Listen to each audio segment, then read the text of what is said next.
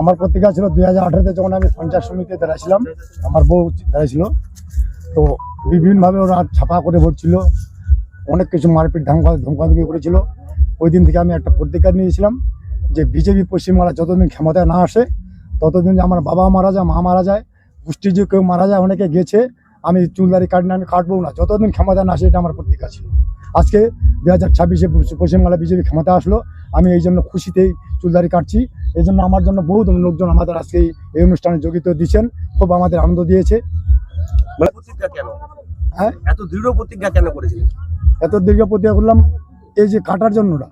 এটা হচ্ছে কি, কয়েকদিন আমি চিন্তা করলাম গ্রামে গ্রামে বুধে বুধে বিজয় মিছিল হচ্ছে, সমস্ত অঞ্চলে বিজয় মিছিল হচ্ছে।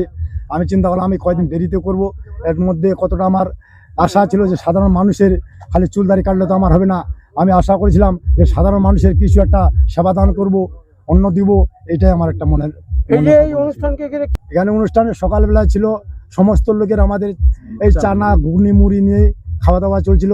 এই অন্য কিছু পান এগুলো তো আছেই, তার মধ্যে এখন চলবে খিচুড়ি প্রসাদ, তার সঙ্গে ব্যান্ড পার্টি নিয়ে আবার শোভাযাত্রা করেছে। হ্যাঁ, ব্যাংক পার্টি নিয়ে সমালোচনা করেছি। আনন্দের জন্য। 8 বছর ধরে আপনি এই যে মানে কঠোর একটা প্রতিজ্ঞা নিয়েছিলেন, মূলত কি কারণে? কারণ এটাই যে টিএমসি কে পশ্চিমবাংলাতে বিখ্যাত করতে হবে। এই পশ্চিমবাংলা সরকার এত একটা সন্ত্রাসবাদী সরকার, এরা সন্ত্রাস ছাড়া অন্য কিছু জানে না, জনগণের সেবা শান্তি করতে পারে না। এরা খালি একটা জানে সন্ত্রাস, টাকা চুরি, কয়লা চুরি, বয়লা চুরি, এগুলা এটা জানে।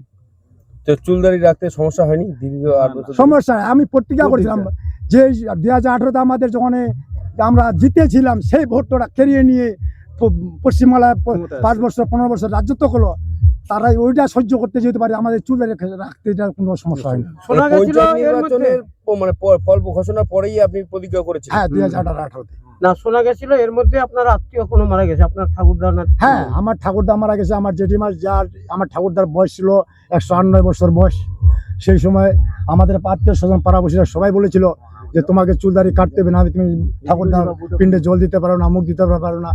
আমি সবাইকে জিজ্ঞাসা করছিলাম, আপনি যদি জল দিতে না পারি, আমার একটা ঠাকুরদা, তাহলে আপনারা দেন, কিন্তু আমি চুলদারি কাটবো না। পশ্চিমবাংলা যতদিন মানে বিজেপি ক্ষমতায় না আসে। আপনি অটল ছিলেন।